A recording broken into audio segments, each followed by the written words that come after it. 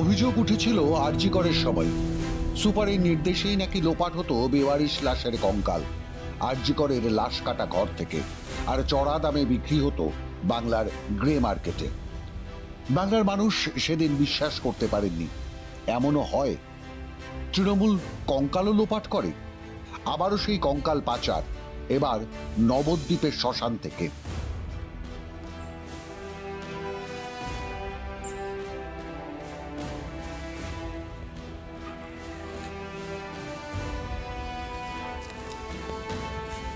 নবদ্বীপ মহাশ্মশান, এক পাশে হিন্দুদের দাহ করা হয়, অন্য পাশে বৈষ্ণবদের সমাধি।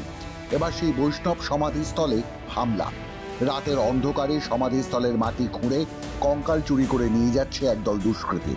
শ্মশানের লোকজনও দেখেও দেখছে না, আর পাহারায় থাকা পুলিশ মুখ ঘুরিয়ে পালিয়ে যায়।